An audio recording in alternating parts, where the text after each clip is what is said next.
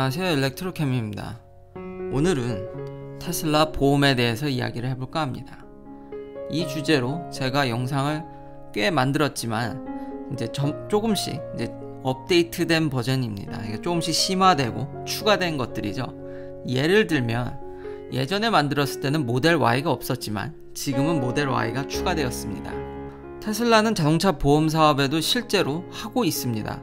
다만 전 미국에 하고 있는 게 아니라 캘리포니아 일부에서만 하고 있는데 올해 이것을 다 확장할 예정입니다. 재미난 사실은 이 가이코라든지 프로그레시브, 그러니까 기존에 있는 보험회사에서 코트를 받았을 때 모델 Y가 다른 테슬라 기종들과 비교했을 때 가장 쌌었다라는 겁니다. 그게 좀 신기했었고요.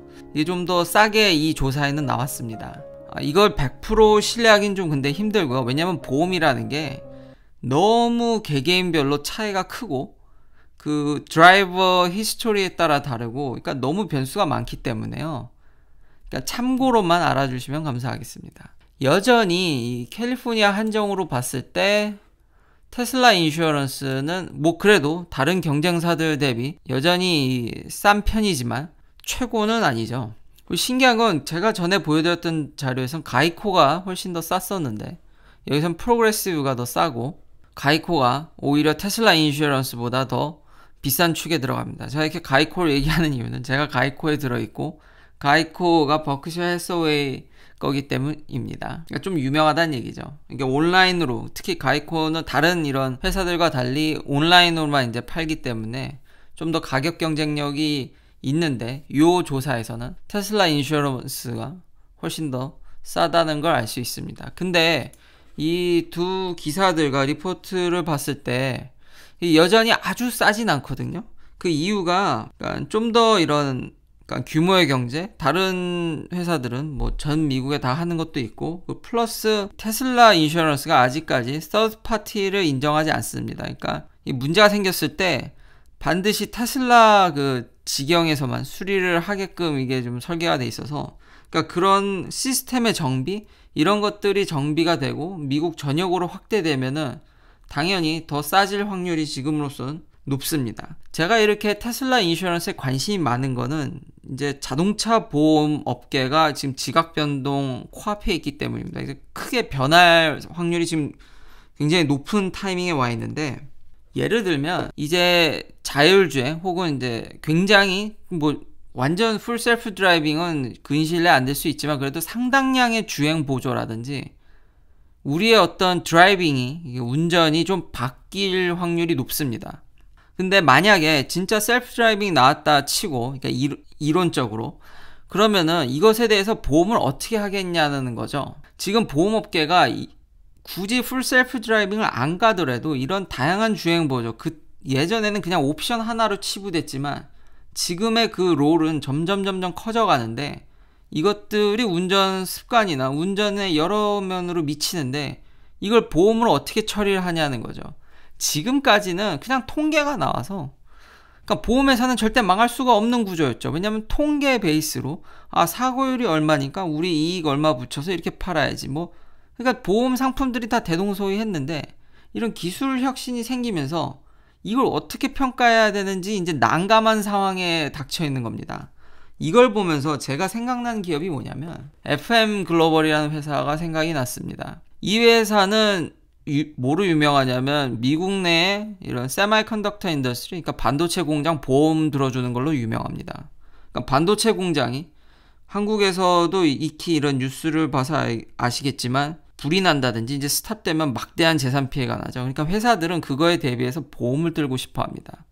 근데 이 반도체라는 게 굉장히 이 기술 변화나 여러 가지 면에서 변화가 굉장히 빠르죠. 그 공장 라인마다 들어가는 시설이라든지 기술, 이게 다 다른데 이걸 어떻게 보험을 드냐는 거죠. 이건 통계로도 되지 않습니다. 뭐 암이라든지 우리가 그런 익히 어느 정도, 그러니까 통계적 수치가 나오면은 그거에 딱 때려가지고 계산해서 나오면 되는데 매년 뭐가 새롭게 바뀌고, 그렇다고 샘플이 많은 것도 아니고 반도체 공장이 뭐 수천만 개 있는 건 아니지 않습니까? 미국 내 아마 반도체 공장이 몇백 개에서 한 1000개?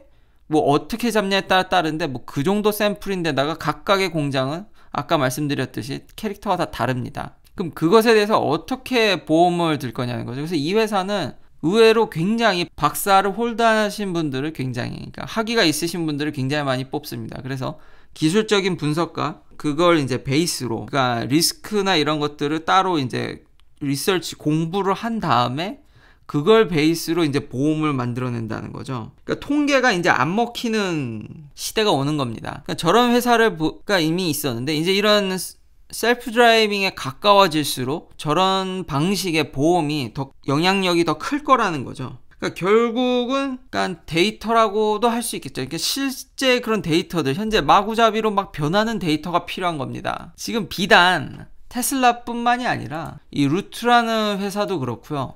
그러니까 스마트폰으로 앱을 깔면은 스마트폰의 자이로 센서나 이런 걸 이용해서 제 운전 습관을 이제 인식합니다. 차에다 두면. 그래서 그거를 베이스로, 그렇게 얻어진 데이터를 베이스로 저의 보험을 산정한다든지, 아니면 그냥 일괄적으로 내는 것도 짜증나니까 아예 주행거리라든지, 그러니까 내가 움직일 때마다 폰이 인식해가지고 그 움직인 거리라든지 그럴 때만, 내가 차를 탈 때만 보험을 이제 작동을 시키는 거죠. 그냥 주차할 때는 보험료를 내려버리고 뭐 그런 방식이라든지, 이 각 회사마다 다양한 방식으로 지금 자동차 보험 업계에 들어오고 있습니다.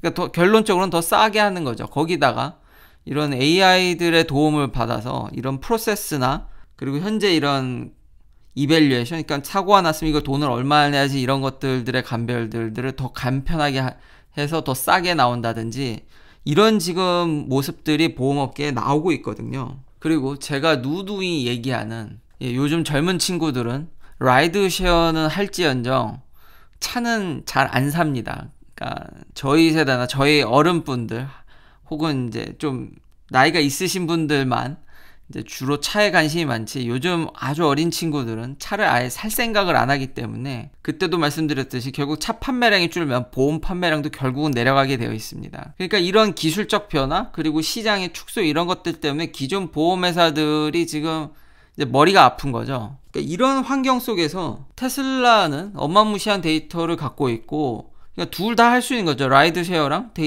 데이터 쪽 공략, 심지어는 자기가 얻은 데이터들을 남한테 팔 수도 있겠죠. 또 이렇게 재미난 사실은 뭐냐면, 테슬라가 이거 자기 홈 블로그에 이제 공개한 건데, 테슬라 차량은 그 가장 사고가 안 나고 뭐 이제 다칠 위험이 적은 차로 계속 테슬라가 광고를 하는데요. NHTSA에서 이거에 대해서 계속 워닝을 준 적이 있습니다. 그러니까 테슬라가 안전한 차량은 맞는데 그러니까 그런 그룹의 하나인 거지, 너희들이 이렇게 제일 안전하다고 얘기할 수 없어라고 이제 계속 경고를 주고 있거든요. 그러니까 테슬라는 나름의 NHTSA 데이터 분석과 본인들의 그런 오토파일럿 혹은 FSD 데이터, 왜냐면 테슬라는 매달 오토파일럿을 안 키고 다녔을 때랑 키고 다녔을 때랑 뭐 풀 셀프 드라이빙이면 어떨 때랑 이런 것들에 대한 데이터를, 그러니까 안전도를 공개를 합니다. 그래서 훨씬 더 안전하다고 이제 이야기를 하고 있죠. 근데 NHTSA가 평가했을 때는 그냥 자체 기준으로, 그러니까 안전한 건 맞지만, 제일 안전한 그룹에 속한 건 맞지만, 가장 안전하다고 얘기하는 건 너무 과대 광고라고 이제 경고를 많이 주는데, 그래?